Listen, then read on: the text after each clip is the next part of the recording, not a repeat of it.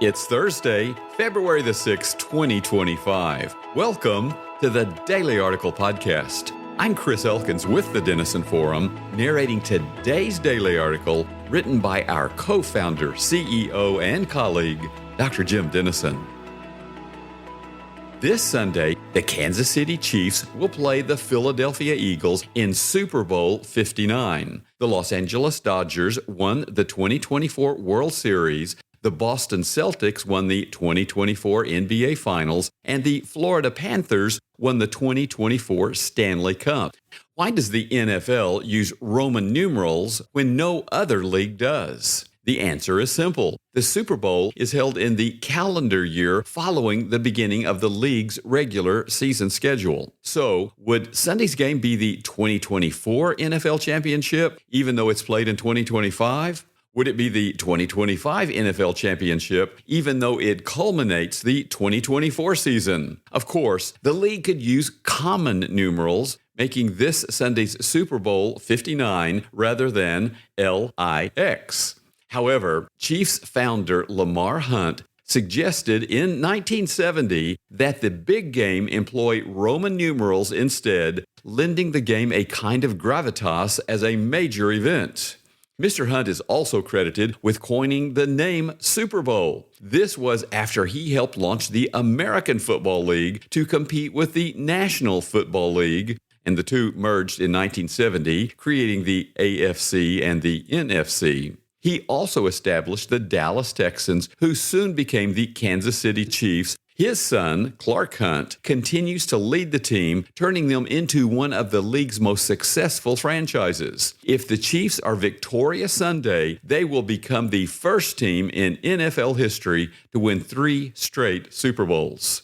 And so, in 3 days, the world will participate in the continuing legacy of Lamar Hunt. But in my mind, the remarkable success of the NFL, the Super Bowl, and the Chiefs are not his most significant achievement. It was my privilege to be the pastor of Clark Hunt and his family in Dallas. They are among the most gracious, humble people I have ever known. Their personal integrity is Lamar Hunt's most enduring legacy, one that will continue far beyond this Sunday's game. The contest will be significant for other reasons as well. Donald Trump is expected to become the first sitting U.S. president to attend the game. He will also tape an interview with Fox News chief political anchor Bret Baier that will air during the pregame show.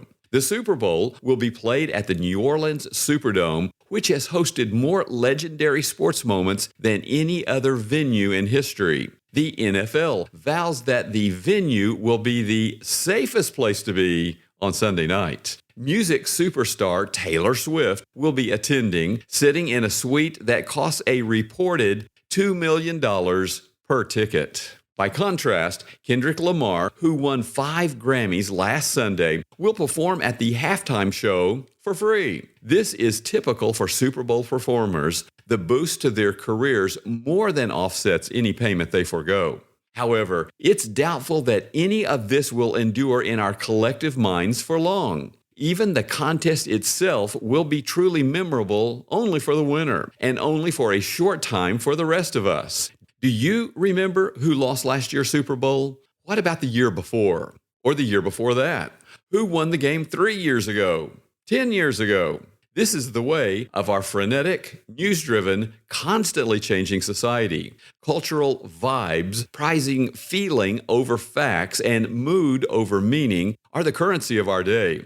Social proof, amplified in the digital age, is undoubtedly powerful in shaping our decision-making. In this regard, there is good news for the good news of the gospel. Joe Rogan, considered the most popular podcaster in the world, recently hosted Christian apologist Wesley Huff for a conversation about the truthfulness of our faith. Their discussion had 5.9 million views on YouTube so far. Bible sales are booming.